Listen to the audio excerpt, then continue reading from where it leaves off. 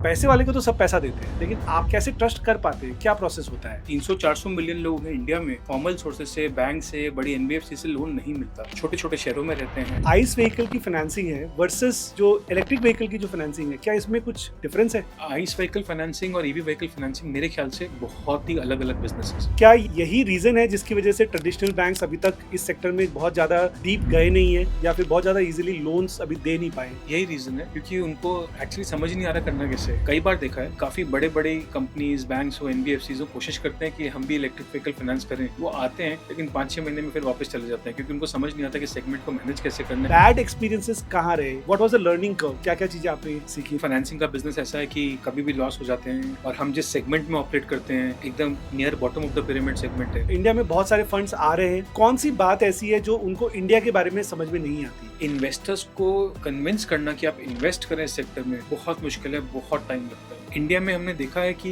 Governance processes थोड़े week रहते हैं। समीर अग्रवाल 2030 को किस तरह से देखते हैं? बाकी किसी कंट्री से बहुत अलग तरह से अडॉप्शन हो रही है। EV is a reality, the future, but EV is also the present. हम जितनी जल्दी ईवी अडॉप्ट कर लें उतना अच्छा है। Women default rate versus men default rate. Is there any difference?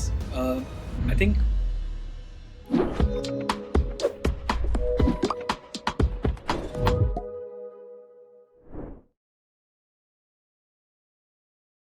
90,000 vehicles financed, 1,200 crore rupees of funds deployed, 650 plus team members behind this EV revolution. Yes, I am talking about Refin.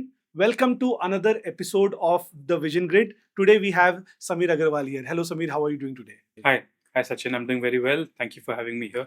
Great. Very happy to have this conversation with you. Lovely.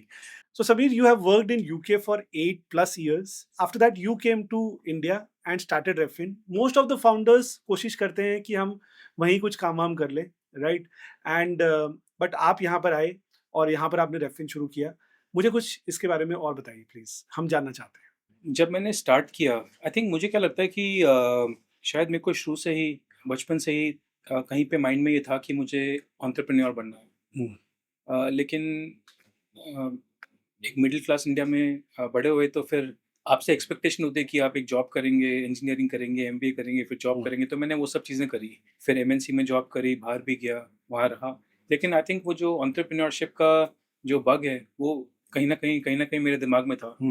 So eventually 2017 में मैंने decide किया कि मुझे अपना कुछ start करना है। 10-12 साल बैंकिंग में काम कर चुका था मैं। ज़्यादातर यूके में काम किया था, बट दुनिया में कई जगहों पे काम किया। और फिर मुझे लगा कि क्या करें, कहाँ करें। और उस वक्त मैं लंदन में था और मैं एक स्टार्टअप में काम कर रहा था, जहाँ पे हम लोग लोन्स देते थे सब प्राइम कस्टमर्स को। तो उन लोगों को लोन देने के लिए, उसका असेसमेंट करने के लिए उनके पास कोई डेटा नहीं होता था। तो बहुत ही मुश्किल एक सिचुएशन थी कि आपको लोन देना है लेकिन कोई इन्फॉर्मेशन, कोई डेटा नहीं है जिसके ऊपर आप एक डिसीजन ले सकें। फिर थोड़ा उसमें एक्सपेरिमेंटेशन, कुछ इनोवेशन शुरू किया देखने के लिए कि क्या हम कुछ और कर सकते हैं, क्या हम कुछ गेमिफिकेशन के थ्रू या साइकोमेट्रिक्स के थ्रू उनके साथ कुछ काम कर सकते हैं। इससे समझ में आया कि क्या उनके पर्सनालिटी के थ्रू हम ये बता सकते हैं कि उन लोग का इंटेंशन है या नहीं पे करने का। तो जब मैं ये सब कर रहा था, तो जो मेरा एंटरप्रेन्योरशिप का मन था उस वक्त बहुत इतना ज़्यादा हो गया कि मुझे लगा मुझे अपने ही कुछ शुरू करना है। Lovely. फिर सोचा कि कहाँ करें, क्या करें। और फिर जब मैं जिस सेगमेंट में काम कर रहा था, मुझे लगा कि ऐसा जो सेगमेंट है जिसको कोई लोन नहीं देता, जिसके पास कोई डेटा नहीं होता, इंडिया में ये सेगमेंट बहुत बड़ा है। शायद 300-400 मिलियन लोग हैं इंडिया में जिनको कोई फॉर्मल सोर्सेज से, बैंक से, बड़ी एनबीएफसी से लोन नहीं मिलता, क्योंकि उनके पास कोई सिबिल स्कोर नहीं है, उनके पास कोई बैंकिंग ट्रांजैक्शन नहीं है, छोटे छोटे शहरों में रहते हैं, कमाई भी करते हैं तो कैश में करते हैं, तो उनको लोन नहीं मिलता। तो लगा इंडिया में इतनी बड़ी अपॉर्चुनिटी है तो इंडिया में करना चाहिए। और साथ ही साथ उस वक्त इंडिया में बहुत चेंज आ रहा था। जैसे जनधन स्कीम आ चुकी थी तो सबके बैंक अकाउंट खुल गए थे, डिजिटल इंडिया की शुरुआत हो गई थी, स्टार्टअप इंडिया की शुरुआत हो गई थी। और फिर मैंने इंडिया में आके कुछ फाउंडर से मिला, कुछ फिनटेक फाउंडर से मिला, उनके बिजनेसेस देखे, और तब समझ में आया कि इंडिया में एक्चुअली टेक्नोलॉजी का, फिनटेक का अडॉप्शन बहुत तेज़ी से बढ़ रहा है और बहुत जल्दी जल्दी ग्रोथ आ रही है। फिर मुझे लगा ये टाइम भी बिल्कुल सही है इंडिया, और अपॉर्चुनिटी भी बहुत अच्छी है। तो मैं 2017, लेट 2017 में इंडिया वापस आके फिर मैंने रेफिन शुरू किया। Great, lovely. So, why EV? बहुत सारी इंडस्ट्रीज हैं जहाँ पे फाइनेंसेस की कमी है। हम देख रहे हैं कि बहुत सारे एनबीएफसीज हैं, डिफरेंट डिफरेंट सेगमेंट्स में काम करते हैं। कोई डीलर्स और डिस्ट्रीब्यूटर्स को फाइनेंस कर रहा है एंड कोई दूसरे सेगमेंट्स में फाइनेंस कर रहा है। तो why EV? Is there some personal story behind that? देखिए ईवी का ना शुरुआत तो थोड़ी अलग ढंग से हुई थी। ओके। वो it was by chance. Okay. तो मैं दिल्ली का रहने वाला हूँ, हमारा बिज़नेस पूरा दिल्ली में है। हम्म। तो जब मैं शुरू कर रहा था, तो एक दिन मैं अपने ऑफ़िस में बैठा हुआ था और उस वक़्त हमारा ऑफ़िस जो था ना 14th फ्लोर पे था। हम्म। तो मुझे एक मेरे फ्रेंड का फ़ोन आया कि मैं किसी को भेज रहा हूँ, मिल लेना। मैं बोला ठीक है, मिल लेंगे। तो जब वो आए तो उन्होंने बोला कि हम एक ई-रिक्शा मैन्युफैक्चरर हैं। तो मुझे लगा, पहले मुझे पता नहीं, उसको पता नहीं था कि ई-रिक्शा होता क्या है। ओके। मैंने पूछा ये क्या है, मुझे बताएँ। तो उन्होंने बताया कि इलेक्ट्रिक व्हीकल है, बैटरी से चलती है, लो स्पीड व्हीकल है। तो उन्होंने कहा कि आप फाइनेंस करो इसको। तो अब ये अक्टूबर का टाइम था दिल्ली में, और जब मैं अपने ऑफ़िस में ये कन्वर्सेशन कर रहा था, बाहर देख रहा था खिड़की से, तो बहुत पॉल्यूशन था। तो मुझे लगा यार पॉल्यूशन भी बहुत है, कुछ ना कुछ तो करना चाहिए इसके लिए। इलेक्ट्रिक व्हीकल एक अच्छा ऑप्शन दिखता है। और हमारी जो कंपनी है उसका नाम है रेफिन। उसका basically it's a short for revolution in finance. Oh. तो रेवोल्यूशन मेरा मेन थॉट था कि कंपनी का नाम रेवोल्यूशन होना चाहिए। और इंसिडेंटली जो मैन्युफैक्चरर आए थे, उनकी जो ब्रांड थी उसका नाम था क्रांति। तो मुझे लगा यार ये भी रेवोल्यूशन ही है, हिंदी में रेवोल्यूशन है, हम इंग्लिश में रेवोल्यूशन है। तो पोल्यूशन भी कम करना है, उसके लिए इलेक्ट्रिक व्हीकल भी अच्छा सोल्यूशन है। 2 ब्रांड्स हैं जिनका नेम बहुत सिमिलर है। मुझे लगा ये हमको करना चाहिए और करके दिखना चाहिए। तो वैसे स्टार्ट हुआ।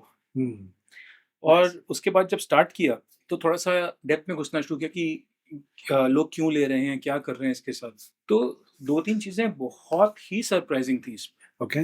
सबसे पहले देखा कि बहुत सारे लोग ई-रिक्शा स्पेशली नॉर्दर्न इंडिया में खरीद रहे हैं और कोई फाइनेंसिंग अवेलेबल नहीं है। मैंने कहा फाइनेंसिंग भी अवेलेबल नहीं है, क्यों नहीं है पता नहीं, वो भी समझना था, लेकिन लोग ले क्यों रहे हैं? फिर समझ में आया कि जो ड्राइवर है, छोटे-छोटे शहरों में, यूपी, बिहार में टियर 2, टियर 3 टाउन में 25 से 30,000 रुपए महीना कमा रहा था। ओके। तो हमें लगा यार 25-30,000 छोटे शहरों में। जिन ड्राइवर से बात करी समझ में आया कि उससे पहले वो लोग कुछ काम कर रहे थे, कोई फैक्ट्री में काम कर रहा था, कोई कारपेंटर था, बार्बर था, वो सब 8-10 हज़ार रुपए कमा रहे थे। तो उनके लिए एक बहुत ही अच्छी अपॉर्च्युनिटी थी अपनी इनकम को ग्रो करने की, इसलिए लोग ले रहे थे। और साथ ही साथ अगर हम इंडिया में देखें तो जो लास्ट माइल पैसेंजर मोबिलिटी है, जिसको शॉर्ट डिस्टेंस ट्रैवल करना है, तो उसके ऑप्शंस बहुत ही लिमिटेड थे। राइट, मेन रोड पे चलने के लिए तो आपको ठीक है ये विक्रम वगैरह मिल जाते थे, लेकिन अगर थोड़ा अंदर जाना है तो कोई साधन ही नहीं था।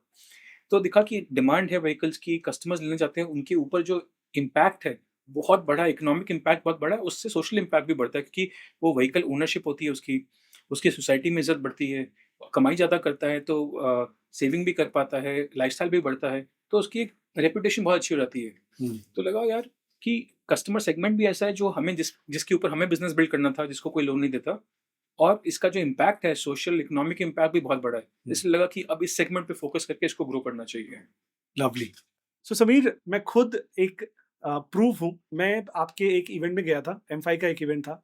वहाँ मैं आपके यहाँ के एक ड्राइवर से मिला और उस ड्राइवर ने मुझे बताया कि समीर सर ने हमें उस टाइम लोन दिया जिस टाइम हमारे ऊपर कोई ट्रस्ट नहीं करता था, राइट? मैंने ये स्टोरीज़ उबर के ड्राइवर से सुनी है कि उबर में ड्राइवर से लोगों ने ओनर्स बनाया, राइट? तो पैसे वाले को तो सब पैसा देते हैं, राइट? लेकिन आपने कैसे ट्रस्ट किया? क्या प्रोसेस होता है आपको लोन कोई भी प्रोवाइड करने का? तो देखिए अगर मैं इसको बहुत सिंपल बना दूँ, तो जब हम किसी को लोन देते हैं, तो उसमें 2 चीज़ें देखते हैं। एक होगी उसकी इंटेंशन, यानी कि उसकी नीयत है या नहीं वापस करने की, और दूसरा है एबिलिटी, क्या उसके पास साधन है या नहीं पैसे वापस करने के लिए, ओके। ठीक है? तो हमने जब शुरू किया, एक चीज़ बहुत क्लियर थी कि हम जो भी बिज़नेस बिल्ड करेंगे डिजिटली बिल्ड करेंगे। और हमें पता था कि जो कस्टमर्स आएँगे, उनके पास कोई डेटा, कोई इन्फॉर्मेशन होगी नहीं।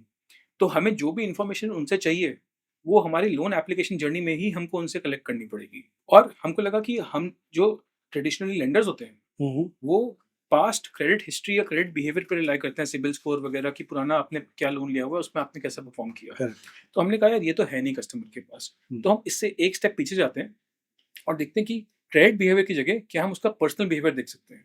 ओके। ठीक है, कि आपके कुछ पर्सनैलिटी ट्रेट्स या पर्सनैलिटी बिहेवियर्स ऐसे हैं जिससे हम आपका इंटेंशन आइडेंटिफाई कर सकें। तो हमने एक पार्टनरशिप करी आईआईटी खड़गपुर के साथ और उनके साथ मिलकर एक टूल बनाया ये समझने के लिए कि आपकी पर्सनैलिटी ट्रेट्स क्या हैं और उसका कोरिलेशन क्या है इंटेंशन टू रिप्लेस इट। तो एक वो किया हमने। फिर हमने देखा कि क्योंकि हम ई रिक्शा फाइनेंस हमने शुरू किया था, तो उसमें कस्टमर जो है वो इनकम जनरेटिंग एसेट के लिए लोन ले रहा है, तो उसकी कमाई हो रही है और कमाई बहुत ज़्यादा हो रही है। तो कंपेयर टू जो वो पहले कमा रहा था, तो उससे बहुत अच्छी एक एबिलिटी क्रिएट हुई उसके रीपे करने की। तो जब तक रिक्शा चलते रहेगा तब तक उसकी कमाई होती रहेगी और वो पे करता रहेगा। तो हमें ये समझ में आया कि अगर हम ये दोनों चीज़ें करके लोन दे देंगे तो सब कुछ सही है। उसके बाद बस एक ही चैलेंज रह जाता है कि क्या रिक्शा उसका चलते रहेगा? अगर चलते रहेगा तो वो ईएमआई भरते रहेगा। Nice, interesting. समीर, आपने गैमिफिकेशन के बारे में प्रीवियस स्टार्टअप्स में कुछ बात करी, तो मैं ये समझना चाहता हूँ कि अभी करंटली आप गैमिफिकेशन को किस तरह से यूटिलाइज कर रहे हो? क्या आप पर्सनैलिटी ट्रेड्स को समझने के लिए गैमिफिकेशन को यूज कर रहे हो? देखिए बहुत सिंपल है, हम लोग हर कस्टमर को एक टेस्ट देते हैं करने के लिए। अच्छा। आप कुछ क्वेश्चंस का आंसर करिए, उसके बेसिस पे हम बता सकते हैं कि आपकी पर्सनैलिटी कैसी है। हम्म। और ये जो टेस्ट है ना बहुत सिंपल टेस्ट होता है, बहुत विजुअल है और इस टेस्ट में ना कोई भी सही या गलत आंसर नहीं होता। हाँ। ठीक है? तो आप अपने अपने हिसाब से उसका आंसर देते हैं। तो जैसे आप आंसर देते हैं समझ में आता है कि आपकी पर्सनैलिटी कैसी है और उस पर्सनैलिटी के बेसिस पे हम बता सकते हैं कि आप लोन वापस करेंगे या नहीं करेंगे। सिमिलरली एक बार जब कस्टमर को लोन दे दिया हमने, तो हम कैसे इंश्योर करें कि वो देते रहें? तो आप उसको कुछ ना कुछ तरीके से इंसेंटिवाइज़ कर सकते हैं कि आप अगर एक ईएमआई भर देंगे तो हम आपको वापसी में कुछ कुछ दे देंगे, कुछ इंसेंटिव दे देंगे या कुछ बेनिफिट दे देंगे। तो हम देखते हैं कि जैसे-जैसे अगर कस्टमर्स अपनी तरफ से ट्रैक करते हैं कि मेरा ईएमआई पे हो रहा है, मुझे जो बेनिफिट मिलना था मिल गया, तो जब हम ये बिहेवियर देखते हैं कस्टमर का तो उससे समझ में आता है कि ये कस्टमर कभी डिफ़ॉल्ट नहीं करेगा। सो समीर, जब हम रेफिन के बारे में बात करते हैं, तो आपके लिए सबसे बड़ा मॉट क्या है? क्या आपने जो टेक डेवलप किया है वो आपके लिए सबसे बड़ा मॉट है? या जो आपने कलेक्शन का जो सिस्टम एस्टैब्लिश किया है वो आपके लिए मॉट है? या जब आप अंडरराइट करते हो वो आपके लिए बड़ा सबसे बड़ा मॉट है? तो ऑडियंस के लिए प्लीज़ हमें शेयर करिए। देखिए, मैं इसमें ये बोलूँगा सबसे बड़ा मोट तो ये है कि हमने भारत के लिए बिल्ड किया है।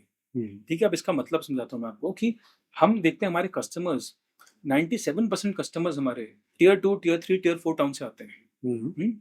तो उनको रीच करने के लिए सबसे पहले हमने टेक्नोलॉजी बनाई। उसके बाद उनका असेसमेंट कैसे करना है, अंडरराइटिंग कैसे करना है, वो भी पूरा हमने डिजिटल मैकेनिज़्म के थ्रू उसमें बिल्ड किया, ताकि कस्टमर्स को कभी भी कोई मुश्किल ना हो और बहुत ही आसान यूज़र इंटरफेस बनाया है ताकि यू बहुत आसानी से लोग अप्लाई कर सकें लोन के लिए। लेकिन साथ ही साथ हमने वहाँ पे फिज़िकल डिस्ट्रीब्यूशन भी बिल्ड किया है। अब हम लोग इंडिया के 26 स्टेट्स में हैं। 1000 से भी ज़्यादा शहरों में हम लोग प्रेज़ेंट हैं। डिजिटली भी और फिज़िकली भी। ठीक है? तो हमारा जो सारा सॉल्यूशन है, वो उस कस्टमर सेगमेंट के लिए स्पेशली टेलर मेड है और अंडरराइटिंग भी हम उसको वैसे ही करते हैं, कलेक्शन भी वैसे ही करते हैं और ग्राउंड प्रेज़ेंस के साथ करते हैं। तो ये हमारा सबसे बड़ा मोट है। नाइस। उसके बाद दूसरा एक मोट है जो मैं बहुत फर्मली बिलीव करता हूँ कि जो इलेक्ट्रिक व्हीकल इंडस्ट्री है, अभी बहुत अर्ली डेज़ में है। बहुत चैलेंजेस हैं, इंफ्रास्ट्रक्चर का प्रॉब्लम है, आफ्टर सेल्स सपोर्ट मिलता नहीं है, स्पेयर पार्ट नहीं मिलते हैं, चार्जिंग नहीं मिलती है, बहुत चीज़ें, इंश्योरेंस में बड़ी दिक्कतें आती हैं क्लेम लेने में। तो हम लोग ने सोचा कि हम लोग को ना एक इकोसिस्टम बिल्ड करना पड़ेगा ड्राइवर के अराउंड। तो उसकी जो-जो ज़रूरत है, वो हमें पहले से ही सोच के उसको पूरी करनी चाहिए, उसके बाद ही फाइनेंसिंग करनी चाहिए। तो हमने बहुत सारी पार्टनरशिप्स बिल्ड करी मैन्युफैक्चरर के साथ, डीलर के साथ, इंश्योरेंस कंपनीज़ के साथ और battery charging, battery swapping companies के साथ, ई-कॉमर्स कंपनीज़ के साथ, फ्लीट ऑपरेशन कंपनीज़ के साथ, टेलीमैटिक्स के साथ। सो हमने बहुत सारी पार्टनरशिप्स बिल्ड करी ताकि ड्राइवर को जो भी चाहिए उसको मिले और गाड़ी चलती रहे। तो आई थिंक ये 2 हमने बहुत बड़े मोड्स क्रिएट किए अपने बिज़नेस में। पार्टनरशिप्स आपकी टोटल बात से मुझे लग रहा है कि पार्टनरशिप्स बहुत स्ट्रांग हैं आपकी। बहुत स्ट्रॉन्ग है और बहुत ज़रूरी भी है। सो समीर, आपने 2 वॉर रूम्स आपके पास बनाए हैं रेफिन में। एक का नाम मैंने सुना है कि रेवशाला के नाम से है और दूसरा कमांड सेंटर कुछ आपने बनाया है। तो ये दोनों क्या चीज़ें हैं? मेरे ऑडियंस के लिए बताइए। कमांड सेंटर मैंने देखा है, I have been personally to at your office, but both the things my audience would like to understand. देखिए इसमें जो हमारा मेन ऑब्जेक्टिव है वो ये है कि हमारा एसेट कंट्रोल यानी कि जो गाड़ी हम फाइनेंस कर रहे हैं उसके ऊपर हमारा कंट्रोल बहुत अच्छा होना चाहिए। कंट्रोल कैसे अच्छा होगा? हम सारी गाड़ियों में टेलीमैटिक्स एम्बेड करते हैं, तो हम सारी गाड़ियों को ट्रैक कर पाते हैं, समझ पाते हैं कि गाड़ी का परफॉर्मेंस कैसा है, गाड़ी कितना चलती है और क्योंकि ये कमर्शियल व्हीकल है, जितना चलेंगे उतना कमाएँगे। तो ये भी पता होना चाहिए कि गाड़ी कितनी चलती है और जो-जो ज्योग्राफीज़ में हम फाइनेंसिंग करते हैं और जिस-जिस एंड यूज़ केस के लिए फाइनेंसिंग करते हैं कि यानी कोई डिलीवरी बॉय होगा, कोई पैसेंजर व्हीकल चला रहा होगा, क्या उन एंड यूज़ केसेस में इतना पोटेंशियल है कि लोग कमाई कर सकें कि हमारा लोन रिपे कर सकें। ओके। तो गाड़ियों को ट्रैक करना बहुत ज़रूरी है, ठीक है?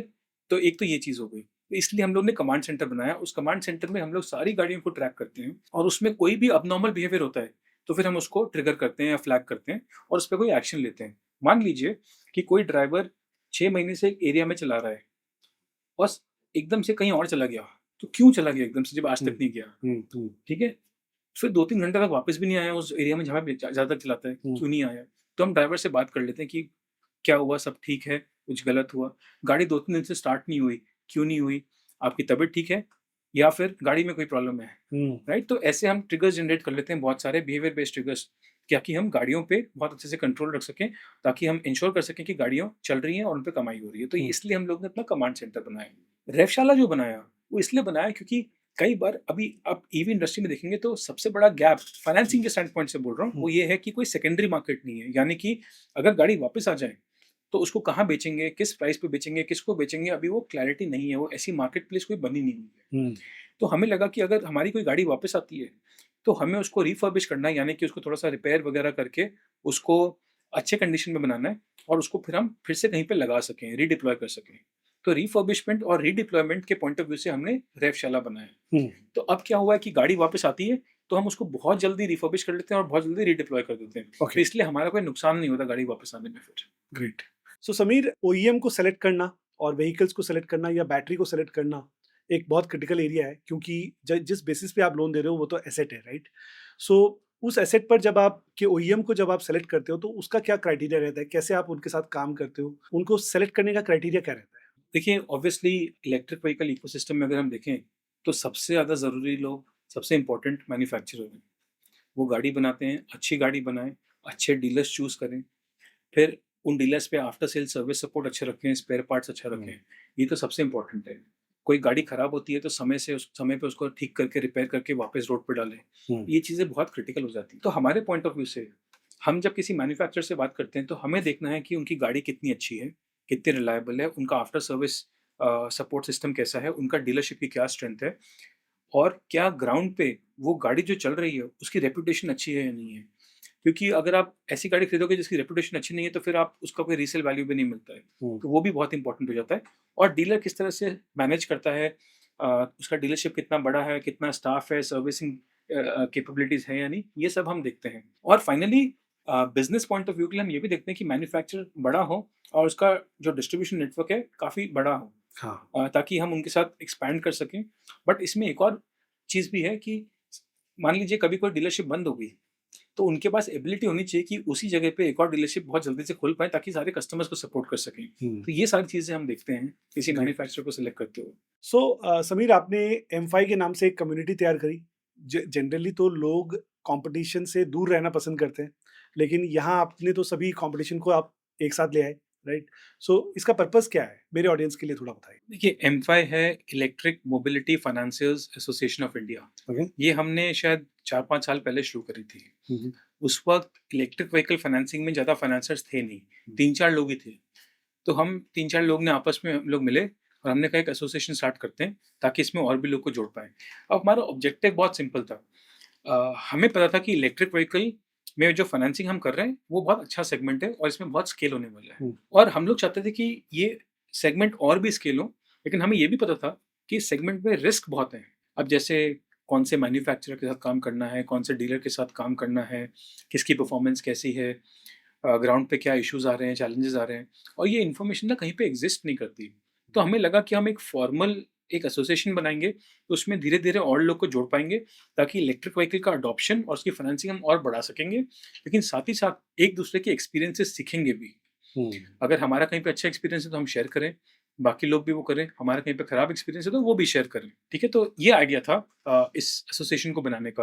और आई थिंक हम लोग ने जब से ये एसोसिएशन बनाई है, हमारे मेंबर्स शुरू में 4 थे, अब 35 के करीब हो गए हैं। तो देखते-देखते आई थिंक इलेक्ट्रिक व्हीकल का अडॉप्शन भी काफ़ी बढ़ गया है, नंबर ऑफ फाइनेंसर्स जो मार्केट में वो भी बहुत बढ़ गए हैं और हम लोग काफ़ी सारी इन्फॉर्मेशन एक-दूसरे से शेयर करते हैं, जिससे एक-दूसरे को बहुत फ़ायदा होता है। समीर, जो आइस व्हीकल की फाइनेंसिंग है वर्सेस जो इलेक्ट्रिक व्हीकल की जो फाइनेंसिंग है, क्या इसमें कुछ डिफरेंस है? फंडामेंटल डिफरेंसेस कुछ हैं? देखिए, आइस व्हीकल फाइनेंसिंग और ईवी व्हीकल फाइनेंसिंग मेरे ख्याल से बहुत ही अलग-अलग बिज़नेसेस हैं। अच्छा। कोई सिमिलैरिटी, बहुत कम सिमिलैरिटी है। हाँ, ठीक है, दोनों व्हीकल के लिए हैं, बट सबसे पहले अगर हम सोचें इलेक्ट्रिक व्हीकल में बैटरी होती है जो आइस व्हीकल में नहीं होती। इसका मतलब है एक बैटरी की एक लाइफ भी है, और सचिन आपको पता है बैटरी का या बिजनेस तो आपको मेरे से अच्छे से या पता है। जी। हर व्हीकल बैटरी की एक लाइफ है। हुँ, इसका मतलब ये है कि व्हीकल का जो लाइफ है उसमें बैटरी कई बार बदली जाएगी और बैटरी की एक वारंटी होती है। तो जितना ज़्यादा गाड़ी चलती है उतनी जल्दी बैटरी डिटेरियोरेट होती है और हुँ, उतनी जल्दी गाड़ी का डिप्रिसिएशन होता है। अब हम जो नॉर्मल पेट्रोल की गाड़ी देखते हैं हम बोलते हैं ठीक है 5 साल में आधा रेट हो जाएगा इसका, तो एक हुँ, नॉर्मल डिप्रिसिएशन कर्व बना हुआ है। बट इलेक्ट्रिक व्हीकल का ऐसा नहीं है और गाड़ी जितना जल्दी ज़्यादा चलेगी उतनी जल्दी उसका डिप्रिसिएशन होगा। तो ये समझना बहुत ज़रूरी है कि उसको फाइनेंस कैसे करनी है और वो एंड यूज़ केस पे डिपेंड करता है। जहाँ पे ज़्यादा चलती है गाड़ी वहाँ पे वो कम समय के लिए करनी पड़ेगी। जैसे ओके, एग्ज़ाम्पल लीजिए, या राइट? तो ये समझना बहुत ज़रूरी है कि कहाँ पे गाड़ी कितनी चलती है, कैसे चलती है, उसके अंदर बैटरी कैसी है, उसका परफॉर्मेंस कैसे होने वाला है, उसमें क्या वारंटी टर्म्स हैं, राइट? अपने आप को प्रोटेक्ट करने के लिए। जी, तो ये सबसे बड़ा एक डिफरेंस हो गया। उसके अलावा और भी कई डिफरेंस हैं। एक बहुत इंटरेस्टिंग चीज़ हम देखते हैं, जो इलेक्ट्रिक व्हीकल का अडॉप्शन हो रहा है, वो इंडिया के छोटे-छोटे शहरों में बहुत अडॉप्शन हो रहा है। और हम ये भी देखते हैं कि जो इलेक्ट्रिक व्हीकल जो कमर्शियल इलेक्ट्रिक व्हीकल्स हैं, उनमें भी जो ड्राइवर्स हैं, वो काफ़ी सारे ड्राइवर्स फर्स्ट टाइम ड्राइवर्स हैं हुँ, और वो फर्स्ट टाइम बोरोवर्स भी हैं। ओह! हुँ, हुँ? तो ऐसा नहीं है कि वो पहले कोई गाड़ी चला रहे थे, अब वो छोड़ के अब इलेक्ट्रिक में कन्वर्ट हो रहे हैं। वो ओके, पहली बार ही गाड़ी चला रहे हैं और सीधा इलेक्ट्रिक पे आ रहे हैं। हुँ, ठीक है? तो अब छोटे-छोटे शहरों में ऐसे लोगों के साथ काम करना, उनको गाड़ी बेचना, उनको फाइनेंसिंग करना बहुत मुश्किल काम है। हुँ, और ये आइस में इंडस्ट्री में इतना ज़्यादा दिखता नहीं है, राइट? तो जैसे मैंने पहले ही बोला बिल्डिंग फॉर भारत बहुत इम्पोर्टेंट एक एस्पेक्ट है इलेक्ट्रिक व्हीकल का। तो ये एक दूसरा फ़र्क हो गया। तीसरा फ़र्क ये हो गया कि सेकेंडरी मार्केट नहीं है और इस वजह से बड़े-बड़े फाइनेंसर्स अभी तक इलेक्ट्रिक व्हीकल को फाइनेंस करते नहीं हैं। गाड़ी अगर वापस आएगी और कई बार फाइनेंसर्स को गाड़ी वापस लेनी पड़ती है, रिपोजेस करनी पड़ती है, तो कहाँ रखेंगे, कहाँ बेचेंगे, किस प्राइस पे बेचेंगे, अभी कुछ भी एस्टेब्लिश्ड नहीं है। हुँ, तो ये एक बहुत बड़ा कारण है जिसकी वजह से फाइनेंसिंग बहुत अलग है। तो हम लोग जो सोचते हैं कि जैसे हमें पहले से ही पता होना चाहिए कि अगर गाड़ी वापस आएगी तो उसका क्या होगा? हुँ, हाँ, हम उसके साथ क्या कर सकते हैं? उसको रिफर्बिश करना है, रीसेल करना है, रीडिप्लॉय करना है, किसको करना है? ये सब हम पहले से ही बिल्ड करके रखते हैं। वेट नहीं करते कि पहले डिफ़ॉल्ट हो जाए। करेक्ट। तो ये इस इन वजहों से इलेक्ट्रिक व्हीकल फाइनेंसिंग बहुत अलग है आइस व्हीकल फाइनेंसिंग से और मुझे लगता है आने वाले 4-5 साल तक ये फ़र्क तो रहेंगे ही रहेंगे, जब तक इलेक्ट्रिक व्हीकल का इकोसिस्टम फुल्ली डेवलप नहीं हो जाता। सो क्या ये यही रीज़न है जिसकी वजह से ट्रेडिशनल बैंक्स अभी तक इस सेक्टर में बहुत ज़्यादा डीप गए नहीं हैं या फिर बहुत ज़्यादा ईज़िली लोन्स अभी दे नहीं पाए हैं? यही रीज़न है क्योंकि उनको एक्चुअली समझ ही नहीं आ रहा करना कैसे है। हाँ। और मैं आपको बताता हूँ कि हम लोग ने कई बार देखा है हुँ, कि काफ़ी बड़े-बड़े कंपनीज़, बैंक्स हो, एनबीएफसीज़ हो, कोशिश करते हैं कि हम भी इलेक्ट्रिक व्हीकल फाइनेंस करें। हुँ, वो आते हैं, लेकिन 5-6 महीने में फिर वापस चले जाते हैं क्योंकि उनको समझ नहीं आता कि सेगमेंट को मैनेज कैसे करना है, इसमें जो डेलिंक्वेंसी वगैरह आती है, उसको कैसे मैनेज करना है, वो समझ नहीं आता। हुँ। तो ये हम लोग ने कई बार होता देख लिया अब। हाँ, मैंने ऑब्ज़र्व किया कि कभी एक बैंक आता है, वो फाइनेंसिंग करता है और कुछ दिन के बाद में वो फाइनेंसिंग नहीं कर रहा होता है। तो उसका रीज़न ही प्रैक्टिकली यही है यही है, कि उनको उस पता एसेट को नहीं कैसे मैनेज उस करना एसेट है। को कैसे मैनेज करना है, उनको समझ ही नहीं आती वो चीज़। मुझे जो अभी तक की कन्वर्सेशन में समझ में आया, आईओटी आपके लिए बहुत इंपॉर्टेंट पार्ट रखता है, आईओटी या टेलीमैटिक्स क्योंकि व्हीकल को ट्रैक करना एंड ड्राइवर का ड्राइविंग बिहेवियर भी हो सकता है आपके लिए काफ़ी इंपॉर्टेंट रहता हो। तो जब आप ये सब बिल्ड कर रहे थे, आईओटी का प्लेटफ़ॉर्म एंड अदर थिंग्स, तो किन-किन बातों का आपने ज़्यादा ध्यान रखा? देखिए, सबसे पहले तो इलेक्ट्रिक व्हीकल्स का एक बहुत अच्छी बात है कि हम बोल सकते हैं कि वो they are like gadgets on wheels, hmm, right? उनसे डेटा एक्सट्रैक्ट करना और बहुत मीनिंगफुल डेटा एक्सट्रैक्ट करना बहुत आसान है compared to ice vehicles. Ice vehicle से भी डेटा मिलता है बट जो इलेक्ट्रिक व्हीकल से डेटा मिलता है वो बहुत ज़्यादा है उसके जी, कंपैरिज़न में। जी। तो हमारा थॉट ये था कि हम इसको 4 तरीके से देखते हैं। सबसे पहले हमें लगा कि हम जो गाड़ी फाइनेंस कर रहे हैं, जिस ड्राइवर को कर रहे हैं, वो ड्राइवर उसको कोई कमर्शियल यूज़ केस में यूज़ कर रहा है। क्या हम ड्राइवर की हेल्प कर सकते हैं हुँ, कि हुँ। उसका परफॉर्मेंस बेटर हो जाए? ओके। ताकि वो ज़्यादा अर्न कर सकें, ठीक है? तो हमने डेटा रीड करना शुरू किया देखने के लिए कि ड्राइवर कितने चलाते हैं, कहाँ पे कितने चलाते हैं। हमने देखा कि कुछ ड्राइवर ज़्यादा चलाते हैं, कुछ कम चलाते हैं, कम क्यों चलाते हैं, जो ज़्यादा चलाते हैं क्यों चलाते हैं, कैसे चला पाते हैं। तो हमको एक परफॉर्मेंस मेजरमेंट मिल गया ड्राइवर्स का कि वो गाड़ी इतना चलाते हैं और उससे इतना अर्न करते हैं। और कहीं पे हमें लगता है कि ड्राइवर कम चला रहा है, तो हम उसको फ़ोन करके बोलते हैं, "यार आप गाड़ी इतना कम क्यों चलाते हो? ज़्यादा चलाओ।" और हम लोग ने ना एक बार एक ड्राइवर के साथ प्रोग्राम रन किया हुँ, और उसको बोला देखिए हमारी जो ईएमआई है ना, अगर आप दिन में 16 किलोमीटर चलाओगे, तो उससे पे हो जाएगी। हुँ, तो 16 किलोमीटर हमारे हैं, बाकी सारे आपके हैं। हुँ। तो हमने देखा अगले दिन से जिन-जिन ड्राइवर को बोला वो 15 किलोमीटर एक्स्ट्रा चलाने लगी गाड़ी, सही है, क्योंकि उनको नाइस। लगा फिर उनकी गाड़ी फ्री हो गई। तो सबसे लवली। पहले ये था कि ड्राइवर का परफॉर्मेंस हुँ, मेजर करना है और उसको इम्प्रूव करना है। उसके बाद था व्हीकल, हम कौन-सी गाड़ी फाइनेंस कर रहे हैं? इंडिया में 1000 से ज़्यादा मैन्युफैक्चरर हैं। अब सब बोलते हैं कि हमारी गाड़ी ऐसी है, ऐसी है, ऐसी इतना चलेगी पर चार्ज वगैरह, लेकिन क्या वो एक्चुअली हो रहा है? तो हमने कहा वो भी मेज़र करके देखना ज़रूरी है कि कौन-सी गाड़ी कितना चल पाती है, कितना चार्ज एक रेंज दे पाती है, ताकि हमें समझ में आए कि कौन से मैन्युफैक्चरर के साथ काम करना है, कौन से के साथ काम नहीं करना। तो ये व्हीकल परफॉर्मेंस हो गया। तीसरा हमें लगा जो हमारी कलेक्शंस हैं, उसमें हेल्प करे। मान लीजिए गाड़ी 2-3 दिन तक नहीं चल रही है, तो शायद इस महीने ईएमआई तो नहीं आ पाएगी क्योंकि कमाई नहीं होएगी। ठीक है? तो इस तरह से हम लोग ने काफ़ी सारे डिफरेंट चीज़ें बिल्ड करी देखने के लिए कि किन-किन वजहों से ड्राइवर अर्न नहीं कर पाता और हमारी ईएमआई नहीं पे कर पाता, तो उसको हमने सॉल्व करना शुरू किया। और चौथी चीज़ थी व्हीकल सेफ्टी। हुँ, आप मानोगे नहीं, हमारे पास पुलिस से फ़ोन आता है हुँ, कि एक गाड़ी की चोरी की रिपोर्ट आई है, आप प्लीज़ बता दो गाड़ी कहाँ है? अच्छा, और हमने कई गाड़ियाँ ऐसे रिकवर करा के दी हैं। अच्छा, राइट? तो व्हीकल को सेफ रखना भी बहुत इंपॉर्टेंट है हुँ, ताकि थेफ्ट वगैरह से बचा सके। तो ये कारणों से हम लोग ने अच्छा। टेलीमैटिक्स पे फ़ोकस किया। मतलब इलेक्ट्रिक व्हीकल इंडस्ट्री में इतना कुछ हो रहा है, ये सिर्फ़ मुझे लग रहा है कि ये माध्यम है, मतलब दिस इज़ द मीन्स कि लोगों को पता चल पाए। हाँ, नहीं तो इट्स वेरी डिफिकल्ट। लोगों को क्या लगता है कि पैसा दिया है और किस्तों में पैसा वापस लेना है, जी। राइट? सही है। ओके, सो समीर, सक्सेस के बारे में सब लोग बात करते हैं, बट फेलियर्स के बारे में बहुत लोग डिस्कस नहीं करते। मैंने अभी रिसेंटली देखा कि आप लोगों ने कल्याणी पावर ट्रेन्स के साथ में कुछ कॉन्ट्रैक्ट किया, उनके व्हीकल्स को फाइनेंस करने के लिए, तो उसके बारे में हम कुछ समझना चाहते हैं। देखिए, हम लोग ने कल्याणी पावर ट्रेन के साथ बेसिकली इंडिया की सबसे पहली रेट्रोफिटेड ट्रक को फाइनेंस किया।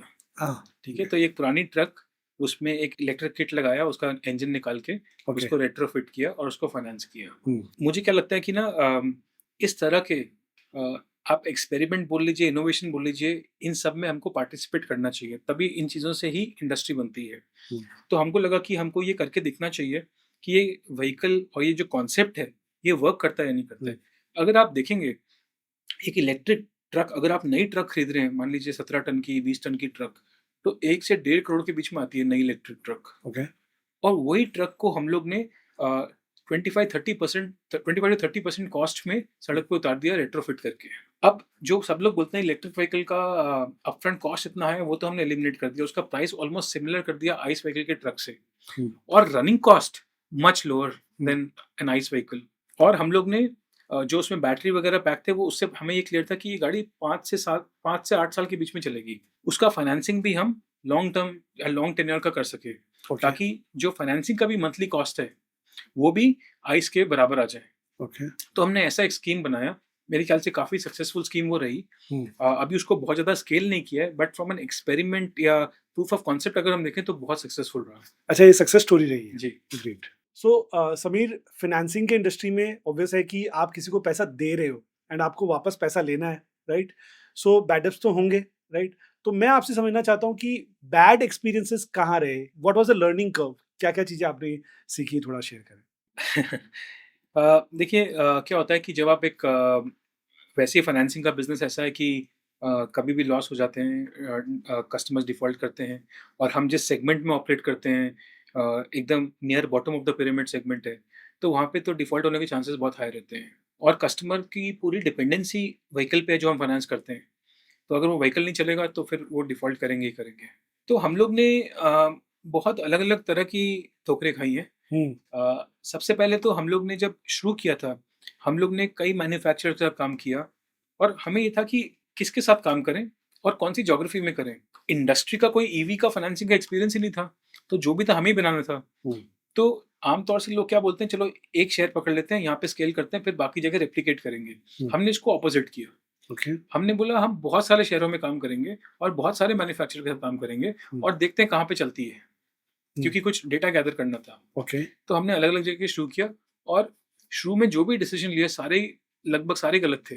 ओके, हुँ, हुँ, राइट? तो हमने जिन ज्योग्राफ़ीज़ में शुरू किया, समझ में आया उसमें से एक आध ज्योग्राफ़ी को छोड़ के बाकी सब जगह टाइम ठीक नहीं था या हमारा अप्रोच ठीक नहीं था। हुँ, जिन मैन्युफैक्चरर्स के साथ काम किया, काफ़ी जगह हमें अच्छा एक्सपीरियंस नहीं रहा, मैन्युफैक्चरर ने जो सपोर्ट कमिट किया था वो दिया नहीं। हुँ, तो हमें समझ में आया, यार ये ना लोगों की बातें सुन के, मान के हम ये बिज़नेस नहीं रन कर सकते। हमें अपनी अप्रोच बदलनी पड़ेगी। तो हम लोग को कई जगह काफ़ी नुकसान हुआ। काफ़ी मैं बोल रहा हूँ, अगर आज सोचूँ तो वो नुकसान बहुत छोटा था, लेकिन 7 साल पहले के देखें तो हमारे लिए बड़ा बहुत बड़ा नुकसान था।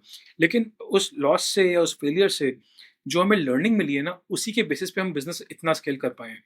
तो उसके बाद हम लोग को हमने ये बहुत क्लियर कर लिया कि यार देखिए, अगर हमें मैन्युफैक्चरर्स चूज़ करना है, तो हमें बहुत सिलेक्टिव होना पड़ेगा और बहुत स्ट्रिक्ट क्राइटेरिया बनाना पड़ेगा। ज्योग्राफीज़ भी बहुत ध्यान से चूज़ करनी पड़ेंगी और उन ज्योग्राफीज़ के ऊपर कंट्रोल होना, डीलरशिप्स के ऊपर से बहुत स्ट्रॉन्ग डीप रिलेशनशिप होना, अपनी फिज़िकल प्रेज़ेंस होना, ये सब चीज़ें बहुत, बहुत इम्पोर्टेंट हैं। तो हुँ, ये सब हम लोग ने गलतियाँ करके सीखा है। नाइस। पूरी जर्नी में कौन-सा टाइम ऐसा था जब आपको लगा कि yes we have cracked now, कि अब now this is going to be big?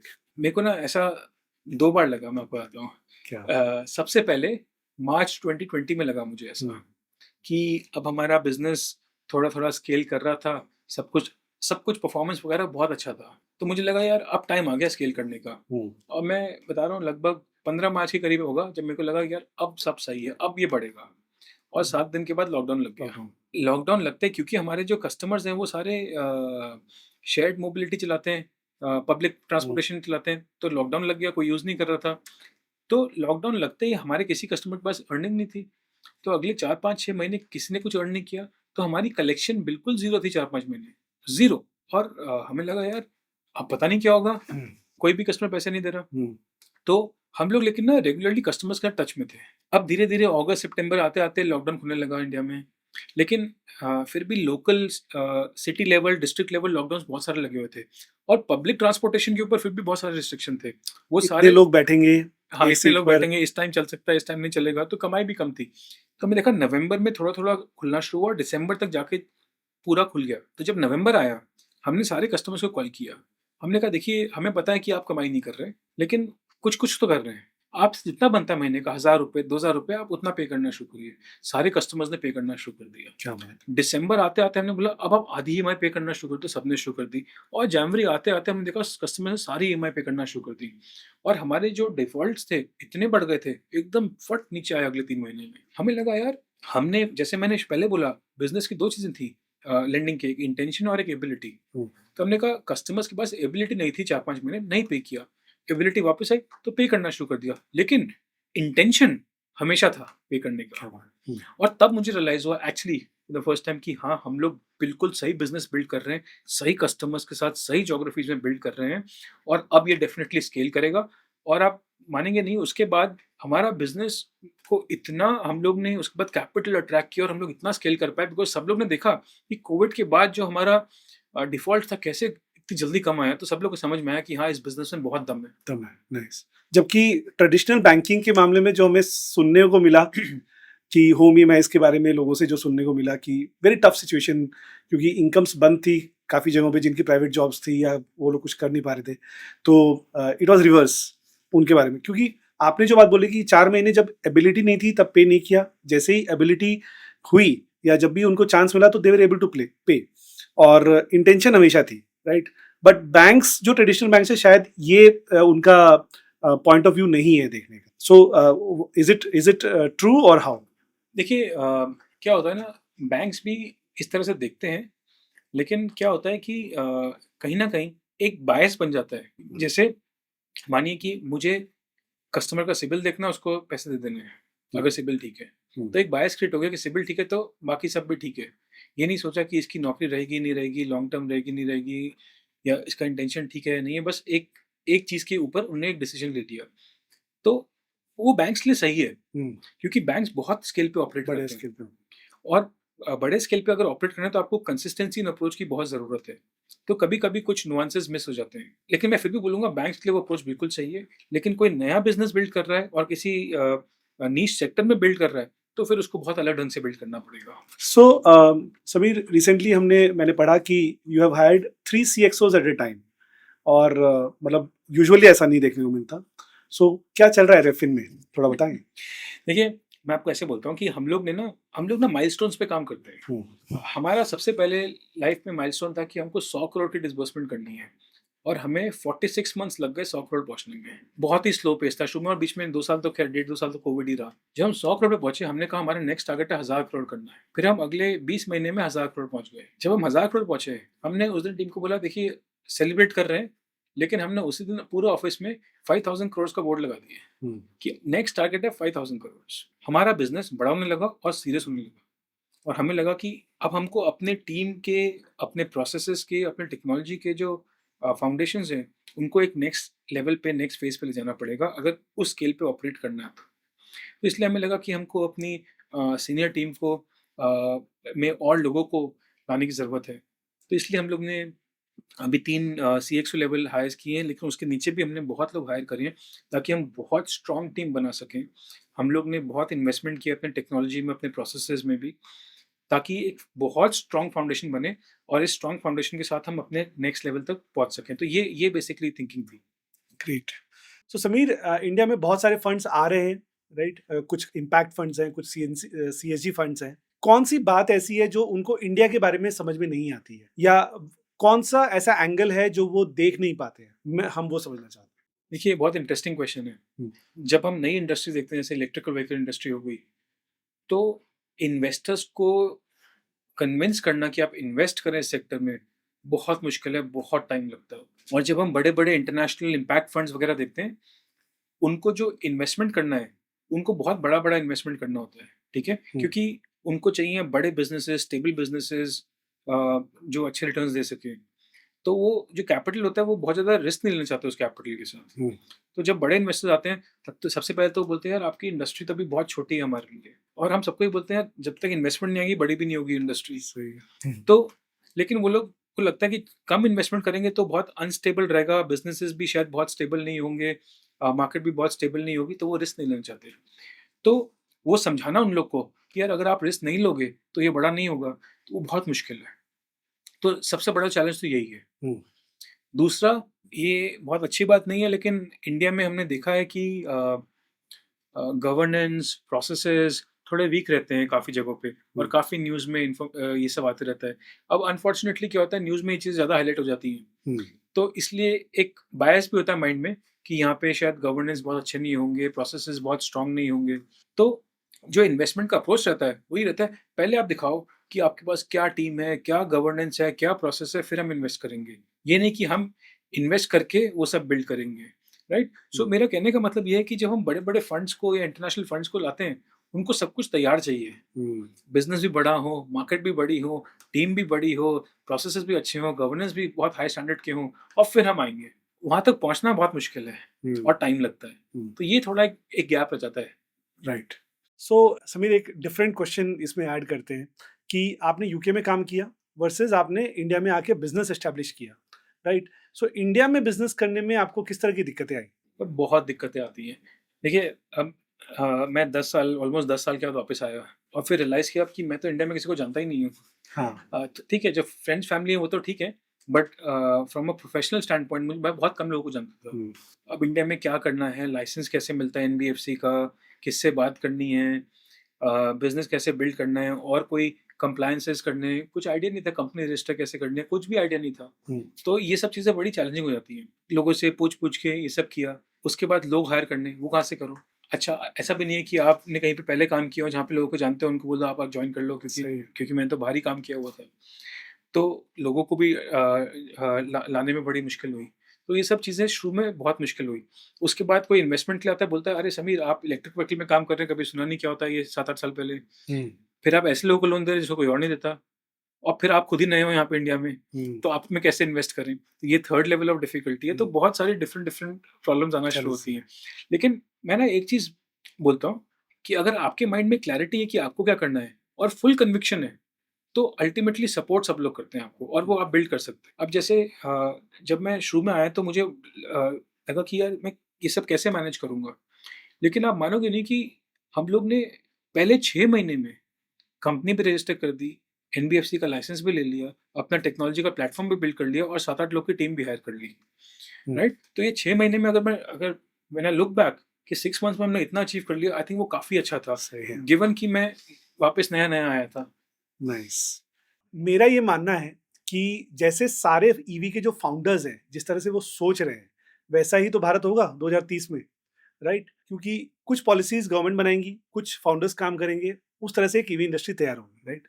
सो मैं ये जानना चाहता हूँ कि समीर अग्रवाल 2030 को किस तरह से देखते हैं? किस तरह की ईवी इंडस्ट्री बनेगी? किस तरह के व्हीकल्स होंगे?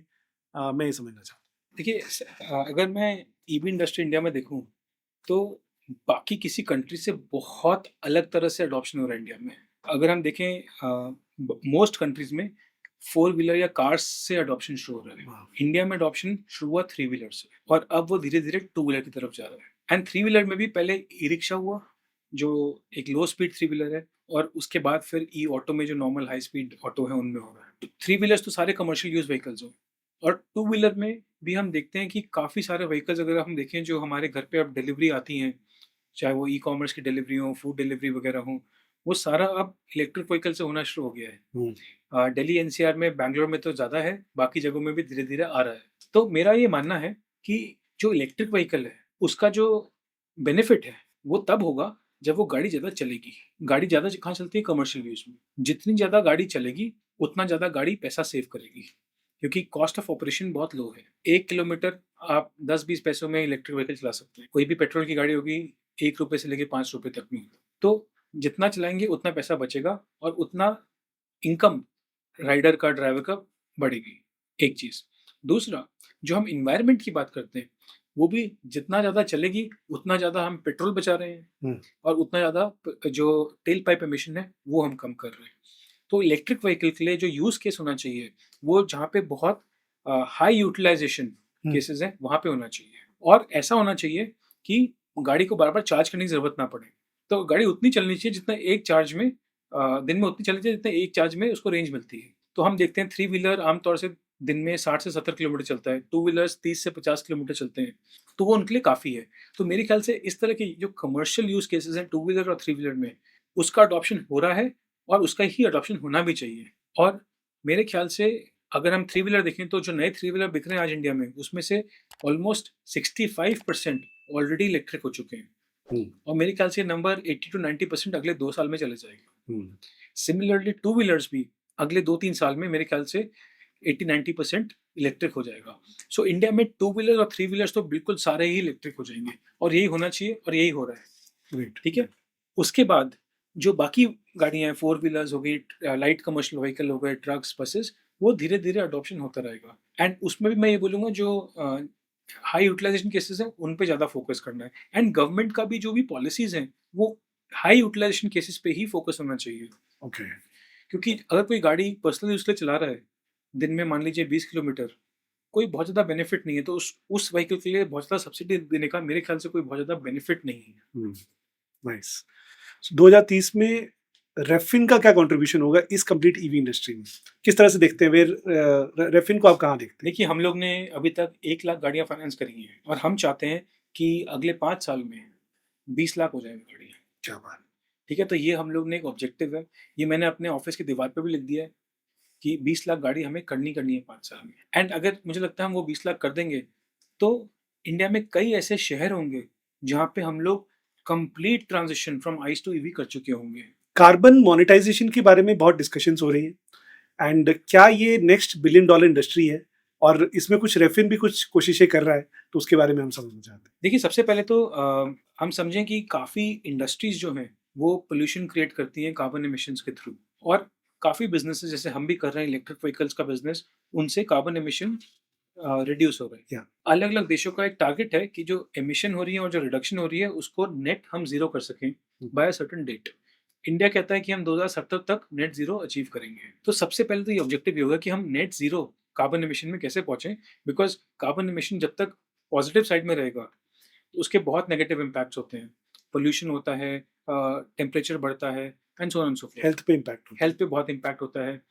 हेल्थ पे भी नहीं, बल्कि इवन एग्जिस्टेंस पे।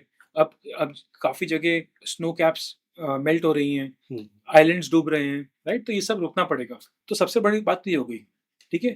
उसके बाद अगर हम मैं बिज़नेस से पहले भी एक और चीज़ देखता हूँ कि हम देखते हैं कि इलेक्ट्रिक व्हीकल जो हैं थोड़े महँगे हैं खरीदने में। चलाने में सस्ते हैं, बट खरीदने में महँगे हैं। और क्योंकि हम फाइनेंसिंग इंडस्ट्री में, हमको हर जगह से लोग बोलते हैं, "अरे! आपका लोन तो बहुत महँगा है, आपका इंटरेस्ट रेट बहुत हाई है।" शायद है भी, लेकिन अगर मैं कंपेयर करूँ तो उतना हाई भी नहीं है, लेकिन फिर भी मैं मान लेता हूँ कि हाई है। उसको लो कैसे करें? लो तभी कर पाएँगे जब इनपुट कॉस्ट लो होगा। हमको जो लोग लोन दे जिससे हम लोन लेते हैं मार्केट से, होलसेल लेते हैं, उनको लगता है यार इलेक्ट्रिक व्हीकल का है, तो चलो इसमें एक प्रीमियम लगा देते हैं। हुँ, तो धीरे-धीरे वो कॉस्ट बिल्ड हो जाता है, तो इसलिए हम भी कॉस्ट रिडक्शन नहीं कर सकते। तो जो हमारा कस्टमर है, जो डेली वेज अर्नर है, उसके लिए हम कॉस्ट रिडक्शन कैसे करें?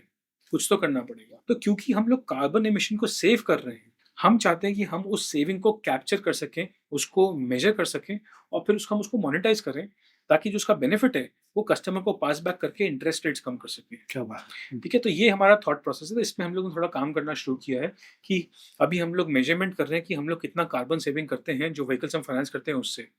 फिर क्या हम उसको सर्टिफ़ाई करा सकते हैं कि हाँ, हमने इतना कार्बन सेव किया है, उस कार्बन को फिर कार्बन क्रेडिट में कन्वर्ट करेंगे और फिर उस क्रेडिट को वर्ल्ड मार्केट्स में ट्रेड करेंगे। ये आइडिया है। Nice, nice. So that can be another revenue stream for you. आप उसको रेवेन्यू स्ट्रीम बोल दीजिए या फिर उसको कॉस्ट रिडक्शन बोल दीजिए, राइट? अल्टीमेटली जिस तरह से मैं देखता हूँ, एक बिज़नेस का इकोनॉमिक्स भी ठीक बैठता है, लेकिन उससे ज़्यादा इम्पोर्टेंट है कस्टमर का इकोनॉमिक्स ठीक होना चाहिए। अगर आपके कस्टमर का इकोनॉमिक्स ठीक है, उसको आपसे पैसे लेके फ़ायदा हो रहा है, तो आपका फ़ायदा हमेशा ही रहेगा। सो समीर, आप डे टू डे फाइनेंस में डील करते हैं एंड हम लोगों को पैसा देते हैं, करेक्ट? कई बार ऐसे लोग हमें मिलते हैं जो अपनी कंप्लीट होप खो चुके होते हैं और उनको अगर पैसा मिल जाता है तो एक बहुत बड़ा डीप इम्पैक्ट क्रिएट होता है, राइट? सो आपके ज़हन में भी कुछ ऐसी स्टोरीज होंगी ज़रूर, तो कुछ उसमें से प्लीज़ शेयर करें। देखिए, मेरी एक ना बहुत ही फ़ेवरेट स्टोरी है। हुँ, कुछ साल पहले की बात है। मैं अपने एक कस्टमर से मिला था, वो एक छोटे से शहर में रहते हैं हरियाणा में। उनका नाम है महेश। तो मैं उनसे मिला तो तो मेरे पास आके खड़े हो गए, तो मैंने उनसे पूछा कि महेश, आप गाड़ी चला रहे हो, ई-रिक्शा चला रहे हो, तो कुछ फ़ायदा हुआ इसका? बोलते हैं, हाँ, बहुत फ़ायदा हुआ। मैंने बोला, कैसे? बोलते, देखिए, मैं ना पहले बार्बर था। सुबह से रात भर सब्ज़ी मंडी में बैठ के लोगों के बाल काटता था। मैं बोला, अच्छा। और दिन में शायद ₹300 की कमाई हो जाती थी और शाम तक आते-आते वो सारे पैसे खर्च हो जाते थे। तो मैंने बोला, ठीक है, तो अब क्या? बोलते हैं, जब से आपने मुझे लोन दिया है और जब से मैंने ई-रिक्शा लिया है, मैं दिन में 800 से ₹1000 की कमाई कर रहा हूँ। और मैं और उसने उसके बाद जो बोला ना, मेरे को मैं बिल्कुल इतना शॉकिंग था मेरे लिए कि लोग ऐसा भी सोच सकते हैं। उसने बोला, देखिए, अब मेरी इतनी कमाई हो रही है, तो मैंने अपनी कमाई को 3 हिस्सों में बाँट लिया है। पहला मेरे खर्चे के लिए, दूसरा आपकी ईएमआई के लिए और तीसरा मेरी सेविंग के लिए। मैंने कहा, अच्छा, तो आपने इतनी जल्दी ये सब भी कर लिया? बोलते हैं, हाँ, बिल्कुल कर लिया। और कहता है कि मेरे 2 बच्चे हैं, जब से मैंने ई-रिक्शा खरीदा है, दोनों स्कूल जाने लग गए हैं, उससे पहले स्कूल नहीं जाते थे। क्या बात! तो मैंने कहा, यार, तुमने ई-रिक्शा भी ले लिया, तुम गाड़ी के ओनर बन गए हो, तुम्हारे बच्चे स्कूल जाने लगे हैं, तुम सेविंग कर रहे हो ₹200-300 रोज़, जो पहले नहीं कर रहे थे। ये सारा ट्रांसफ़ॉर्मेशन 1-2 महीने में आ गया। हुँ, इतना बड़ा चेंज इतने शॉर्ट पीरियड में उस इंसान के लिए, आई थिंक वो मेरे लिए तो बहुत बहुत बड़ी बात थी। एंड वो देख के लगता है, यार, जो कर रहे हैं सही कर रहे हैं। Nice, lovely. एंड कहीं न कहीं डे टू डे मोटिवेशन भी वहीं से मिलता है बिज़नेस करने बिल्कुल का। वहीं से मिलता है। नहीं तो इट्स अ बोरिंग थिंग कि सुबह ऑफ़िस जाओ, वही काम कंप्लीट करो, वही वापस नहीं, आ जाओ। मोटिवेशन तो कस्टमर से ही मिलता है, उनकी स्टोरी से मिलता है, जो इम्पैक्ट क्रिएट कर रहे हैं उसी से मिलता है। ग्रेट। सो समीर, अगर रेफिन को अगर ग्लोबल जाना है, तो अगला देश कौन-सा हो? देखिए, सबसे पहले तो इंडिया में ही बहुत बड़ी अपॉर्च्युनिटी है, हुँ, इसलिए मुझे लगता है ग्लोबल जाने की ज़रूरत नहीं है। हुँ, लेकिन अगर फिर भी जाना हो, तो मुझे लगता है कि कोई साउथ ईस्ट एशियन कंट्रीज़ जैसे इंडोनेशिया हो गया, थाईलैंड हो गया, शायद वो हमारे लिए बेस्ट चॉइसेस होंगी। क्योंकि जैसे हम देखते हैं, जो कमर्शियल थ्री व्हीलर्स वगैरह हैं, थाईलैंड में बहुत चलते हैं, उनको इलेक्ट्रीफाई करने की एक अपॉर्च्युनिटी है। टू व्हीलर्स वहाँ पे बहुत चलते हैं, इंडोनेशिया में भी। टूरिज़्म बहुत होता है और हमने देखा है कि जहाँ पे टूरिज़्म बहुत होता है, वहाँ पे ईवीज़ का अडॉप्शन भी बहुत जल्दी-जल्दी होता है। सो आई थिंक ये कुछ कंट्रीज़ ऐसी होंगी, south east Asian countries. Great. आज बहुत सारे लोग इस पॉडकास्ट को सुन रहे होंगे। इंडिया की ईवी एक्सेप्टेंस को एक्सेलरेट करने के लिए एक मैसेज आपकी तरफ से क्या आप देना चाहते हैं? EV is a reality and EV is the future, but EV is also the present. Hmm, and I think हम जितनी जल्दी ईवी अडॉप्ट कर लें, उतना अच्छा है। हमारे बजट के लिए भी अच्छा है और हमारे एनवायरनमेंट के लिए भी बहुत अच्छा है। फंड रेज़िंग का कौन-सा ऐसा लेसन जो आपने हार्ड वे में लर्न किया, या उसके बारे में आप नए फाउंडर्स को वार्निंग देना चाहते हो या कुछ सजेशन आप देना चाहते देखिए, फंड रेज़िंग ना मुझे लगता था बहुत आसान काम है, हो? लेकिन बहुत मुश्किल है फंड रेज़िंग करना और बहुत ही टाइम कंज्यूमिंग प्रोसेस है। हमने जो अपना लास्ट राउंड किया था, हमें पूरा राउंड क्लोज़ करने में 15 महीने लग गए थे और उससे पहले जब हमने शुरू किया था, शुरू में क्या होता है कि इनिशियली जब हमारा प्लान होता है एक पेपर पे, तो उसमें तो फंडिंग मिलना, वैल्यूएशन मिलना तो थोड़ा आसान हो जाता है। हुँ, क्योंकि वो सारा बिज़नेस एक एक्सपेक्टेशन पे बिल्ट होता है, रियलिटी पे बिल्ट नहीं होता। ओके। राइट? तो लोग देखते हैं कि हाँ, इसमें पोटेंशियल है, हम इस पोटेंशियल में इन्वेस्ट करेंगे। लेकिन जब आप बिज़नेस शुरू कर देते हैं, तो लोग बिज़नेस के नंबर्स देखना शुरू कर देते हैं। और क्या होता है कि हम देखते हैं कि जब शुरू में बिज़नेस ऑब्वियसली छोटा होता है, तो जब छोटा होता है, तो उसको उस तरह की वैल्यूएशन नहीं मिलती है, जो उस बिज़नेस को पेपर पे वैल्यूएशन मिल रही थी। हुँ, हुँ, राइट? तो ये एक रियलिटी सिंकिंग होती है यार कि एक्चुअली फंड रेज़िंग इतना आसान नहीं है और जो हम पोटेंशियल देखते हैं बिज़नेस का, उसको जब तक हम पूरी तरह से करके नहीं दिखाएँगे, ना आगे फंड्स मिलेंगे, ना आगे वैल्यूएशन मिलेगी। तो ये एक बहुत ही मेरे ख्याल से एक रियलाइज़ेशन होती है एक फाउंडर को कि ये बहुत ही मुश्किल काम है और बिज़नेस बहुत अच्छा बिल्ड करना पड़ेगा, बहुत बड़ा बिल्ड करना पड़ेगा अगर आगे फंड रेज़िंग करनी है तो। और फंड रेज़िंग का ऐसा है कि जैसे-जैसे अलग-अलग स्टेजेस ऑफ फंड रेज़िंग आते रहता है, फंड रेज़िंग का क्वांटम बढ़ते रहता है, आपका बिज़नेस बढ़ते रहता है, बिज़नेस के मेट्रिक्स पे कंट्रोल करना, उनको अच्छा रखना बहुत मुश्किल होते रहता है। तो रिपीटेडली इन्वेस्टर्स को कन्विंस करना कि आपका बिज़नेस अभी भी स्केलेबल है, अभी भी उसके मेट्रिक्स बहुत अच्छे हैं, बहुत डिफ़िकल्ट हो जाता है। तो जब आप शुरू करते हैं तो लगता है यार फंड रेज़िंग पे फ़ोकस करके हो जाएगा काम, हो जाता है। लेकिन जब आप ग्रो करते हैं तो आप रियलाइज़ करते हो बस फंड रेज़िंग पे नहीं, आपको बिज़नेस पे फ़ोकस करना है और फंड रेज़िंग पे फ़ोकस करना है।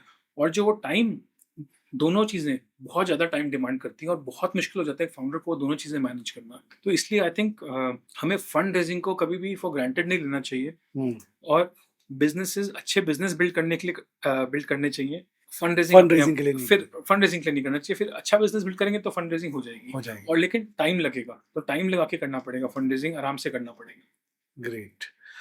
सो बहुत सारे लोग ईवी इंडस्ट्री का हिस्सा बनना चाहते हैं। बहुत सारे मेरी ऑडियंस में लोग हैं जो चाहते हैं कि हम ईवी इंडस्ट्री में कुछ बिजनेस कर लें, कुछ काम कर लें, एंड एम्बिशियस भी है। तो हुँ। उनके लिए कुछ सजेशन कि क्या करना चाहिए और क्या नहीं करना चाहिए? देखिए, सबसे पहले तो ईवी इंडस्ट्री अभी भी बहुत ही अर्ली डेज़ में है, तो अपॉर्च्युनिटी टू ग्रो बहुत ज़्यादा है। लाखों, करोड़ों इलेक्ट्रिक व्हीकल्स बिकने वाले हैं इंडिया में। व्हीकल में अपॉर्च्युनिटी है, व्हीकल के कंपोनेंट्स में अपॉर्च्युनिटी है, उसके साथ जो टेक्नोलॉजी है उसमें अपॉर्च्युनिटी है, सर्विसिंग में अपॉर्च्युनिटी है, फाइनेंसिंग में अपॉर्च्युनिटी है, बैटरीज़ में अपॉर्च्युनिटी है, तो अपॉर्च्युनिटी तो हर जगह है और बहुत बड़ी अपॉर्च्युनिटी है। लेकिन एक और चीज़ का ध्यान रखना पड़ेगा कि ये सारी इंडस्ट्रीज़ नई इंडस्ट्रीज़ है, इसमें नए प्रोडक्ट्स आ रहे हैं, नई टेक्नोलॉजी आ रही है, नए प्रोसेसेस आ रहे हैं, तो उनको बनाने में टाइम लगता है और उनको बना के, फीडबैक लेके, रेक्टिफ़ाई करके फिर मार्केट में लाने में टाइम लगता है। मेरे ख्याल से सबसे ज़्यादा ज़रूरी जब कोई नई मार्केट बिल्ड हो रही होती है, उसमें है पेशेंस। पेशेंस बहुत इंपॉर्टेंट है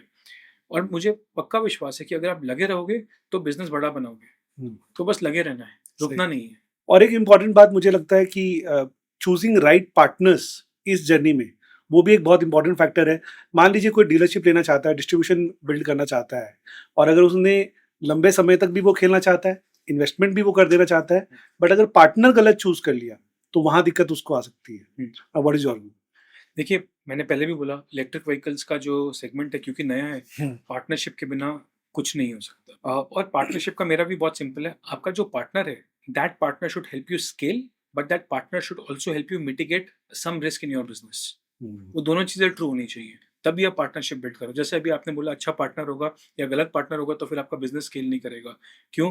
क्योंकि वो पार्टनर अगर बंद हो गया या उसका प्रोडक्ट अच्छा नहीं था, तो ये आपके बिज़नेस का एक रिस्क एक्सपोज़ हो गया, राइट? तो you have to be very careful what type of partners you want to build, but building partners is very important. कैसा पार्टनर चूज़ करना है और कैसे चूज़ करना है, ये बोलना बहुत मुश्किल है और कहीं न कहीं आपको थोड़ा बहुत अपने इंट्यूशन से और थोड़ा बहुत अपने एक्सपीरियंस से लर्न करना पड़ेगा, राइट? सो कोई भी बिज़नेस को ज़्यादा स्केल करने से पहले पहले पार्टनर्स की टेस्टिंग ज़रूर कर लें और देखें कि आपका पर्सनल ट्यूनिंग कैसा है पार्टनर के साथ, प्लस उनका जो प्रोडक्ट को या सर्विस को लेके सपोर्ट है, वो कैसा है। अगर वो स्ट्रॉन्ग है और आपकी पर्सनल ट्यूनिंग अच्छी है, फिर सब ठीक रहेगा।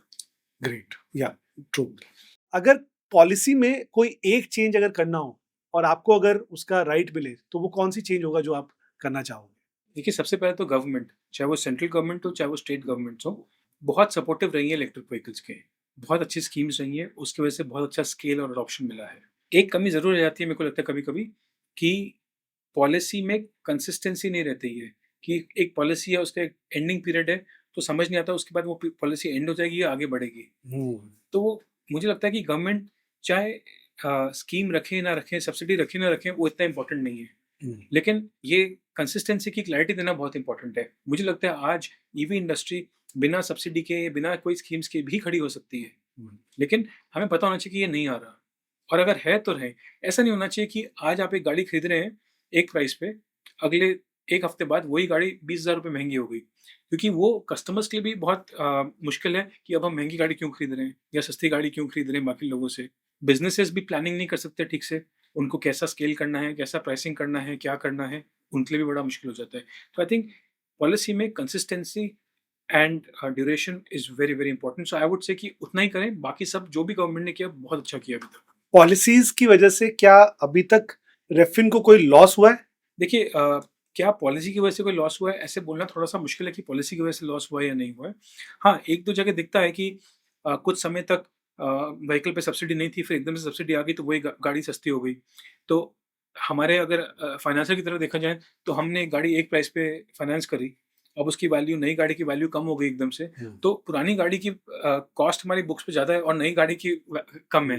तो ये हमारे लिए थोड़ा-सा मुश्किल हो जाता है। फिर वो कस्टमर भी सोचता है कि मैं गाड़ी क्यों चला रहा हूँ, मैं इसको छोड़ के नई गाड़ी ले लेता हूँ, वही सस्ती मिल रही है। तो एक एक ये हुआ एग्ज़ाम्पल। और मैं एक और एग्ज़ाम्पल लेता हूँ। हमने कुछ स्टेट्स में आजकल तो कम हो गया बट पहले होता था कि गवर्नमेंट स्टेट सब्सिडीज़ दे रही थी टू ड ड्राइवर। अब मानिए एक गाड़ी खरीदी ड्राइवर ने, उसने 25-30 हज़ार रुपए का डाउन पेमेंट किया और गाड़ी खरीदी। अब वही 25-30 हज़ार रुपए गवर्नमेंट ने उसको वापस कर दिए सब्सिडी के फॉर्म में डायरेक्ट ट्रांसफ़र करके। तो कस्टमर का जो स्किन इन द गेम है वो ज़ीरो हो गया। अब कस्टमर को लगता है यार मेरा तो एक भी पैसा नहीं लगा इस गाड़ी पे। चलाओ तो चलाओ, नहीं चलाओ तो छोड़ दो। तो ये कभी-कभी ऐसी चीज़ें हो जाती हैं। बट ये हमें कोई डायरेक्टली बहुत ज़्यादा इसकी वजह से नुकसान नहीं हुआ क्योंकि हाँ, वी वर ऑलवेज़ कॉन्शियस कि ऐसी चीज़ें होती हैं, हो सकती हैं। तो हम लोग ने उसका काफ़ी ध्यान दिया है। जी। हाँ, मतलब पॉलिसी पर बेस्ड कोई बिज़नेस खड़े नहीं होते। नहीं पॉलिसी होते। अगर होती है तो वो बेनिफिट है। Hmm. That is the thing, right? Yes. So women के लिए क्या आप कोई स्पेशल प्रोग्राम या कोई स्पेशल स्कीम्स लॉन्च करते हैं जिसमें कम रेट्स पर उनको कोई लोन या कोई चीज़ अवेलेबल होता हो? नहीं, हम कोई स्पेशल प्रोग्राम रन नहीं करते और मेरे ख़्याल से यही सबसे बड़ी स्पेशलिटी है। मैं ओके। थोड़ा इसको एक्सप्लेन करता हूँ। हमने जो सबसे पहला लोन किया था, वो एक लेडी हैं फरज़ाना, उनके लिए किया था। हुँ, उनने अपने हस्बैंड के लिए एक ई-रिक्शा खरीदी थी। That was the first loan that we did. तो कहीं न कहीं वुमेन के साथ एक रिलेशन हमारी ब्रांड का पहले लोन से शुरू हो गया था। और जब हमने शुरू किया था, तो मैं पहले ही कुछ दिनों में बिहार में मुज़फ्फरपुर में बैठा हुआ था, एक डीलरशिप में, और कस्टमर्स आ रहे थे, मैं देख रहा था वो कैसे अप्लाई कर रहे हैं, क्या कर रहे हैं। तो ऐसी बातों-बातों में एक बात किसी ने मेंशन किया कि यहाँ पे औरतों को लोन नहीं मिलता। मैंने बोला इसका क्या मतलब हुआ कि औरतों को लोन नहीं मिलता? कई बैंक्स की पॉलिसी की है कि हम औरतों को लोन देंगे ही नहीं। मैंने बोला बैंक की पॉलिसी है कि अब औरतों को लोन नहीं देंगे?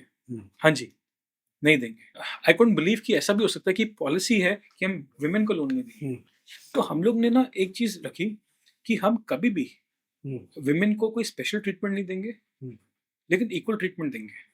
जो पॉलिसी मेन के लिए है, वही पॉलिसी वुमेन के लिए है। आप अपने मेरिट पे क्वालिफ़ाई करो। और हम वही रखते आ रहे हैं अभी तक, और उसके चलते हम देख रहे हैं कि 26% हमारे बोरोवर्स जो हैं वुमेन हैं। अब आप देखिए, ये कमर्शियल व्हीकल है और व्हीकल लोन है, फिर भी 26% वुमेन है। मैं ये तो नहीं बोलूँगा कि सारी की सारी औरतें खुद चलाती हैं, काफ़ी लोग की फैमिलीज़ में उनके हस्बैंड्स वगैरह भी चलाते हैं, बट काफ़ी हमारी वुमेन कस्टमर्स भी हैं जो खुद चलाती हैं, राइट? और कमर्शियल व्हीकल हम देखें दुनिया में शायद ही कहीं पे कोई औरत चलाती होगी, और इंडिया में हम इतना ज़्यादा अडॉप्शन देख रहे हैं, वो भी इलेक्ट्रिक व्हीकल्स के थ्रू। हुँ, तो ये मुझे बहुत ही अच्छा लगता है। और मैं आपको एक छोटा-सा एग्ज़ाम्पल देता हूँ। हमारी कस्टमर हैं प्रिया वर्मा करके, हरिद्वार में। उनके हस्बैंड जो हैं वो सीएनजी या पेट्रोल ऑटो चलाते हैं और ये इलेक्ट्रिक ऑटो चलाते हैं, और दोनों रोज़ सुबह कम्पीट करते हैं कि आज ज़्यादा पैसा कौन कमाएगा। क्या बात और ये हमें बोलती हैं प्रिया वर्मा कि हर रोज़ मैं 50-100 रुपए ज़्यादा ही कमा के लेके आती हूँ। एंड फिर हमने उनको बोला, आप चलाते हो, ये बहुत बड़ी बात है। उन्होंने बोला, हाँ, मैं चलाती ही हूँ, और जहाँ पे भी जो औरत को मिलती है सबको बोलती हैं आप भी चलाओ, हुँ, ताकि उनके लिए भी इनकम जनरेशन, एम्प्लॉयमेंट जनरेशन हो। और हमने देखा उसके बाद एक्चुअली कई और लेडीज़ ने हरिद्वार में ही गाड़ी चलाना, ई-रिक्शा चलाना शुरू कर दी है। क्या बात है! Women default rate versus men default rate, is there any difference? Sir आज की डेट में there is no difference, same है। So I think that's very good. हमने सेम पॉलिसीज़ रखी, सेम एंट्री क्राइटेरिया रखा, और सेम हम लोग डिफ़ॉल्ट रेट देख रहे हैं, मतलब कोई अंतर नहीं है मेन और वुमेन की लोन की परफॉर्मेंस में। सो समीर, जब भी कोई डिफ़ॉल्ट होता है, तो उसके जो मेजर रीज़न्स हैं वो सामने क्या आते हैं? क्या इंटेंशनली उसने कुछ काम किया होता है या उसके साथ कुछ सिचुएशन ही इस तरह की बन जाती है?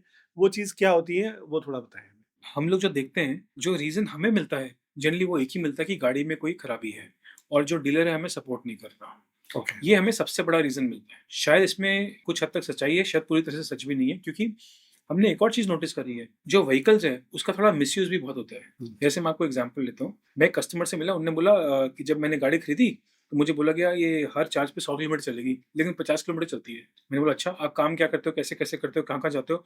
तो समझ में आया उनकी एक दुकान है, सड़क पे या सब्ज़ी मंडी के बाहर अपनी एक दुकान लगाते हैं, ठीक है? और ये दुकान की लाइट अपने ई-रिक्शा की लाइट से को यूज़ करते हैं। बैटरी को यूज़ तो कर मैंने कहा भैया आप तो अपनी बैटरी यूज़ कर रहे हो, तो रेंज तो कम होगी ही होगी। तो इसमें डीलर की गलती नहीं है, मैन्युफैक्चरर की गलती नहीं है, लेकिन समझने की थोड़ी-सी वो है, कमी है, राइट? तो थोड़ा-सा शायद उसमें सच्चाई, लेकिन पूरी सच्चाई भी नहीं है। लेकिन हाँ, लेकिन हमें सबसे बड़ा रीज़न यही मिलता है कि गाड़ी में कुछ कमी है और हमें सपोर्ट नहीं मिलता। सपोर्ट नहीं मिला, that becomes the reason. So it has been a great conversation with you Sameer. Thank you Sachin, thank you very much, और मुझे आपसे आज बात करके बहुत मज़ा आया। Thank you. ग्रेट।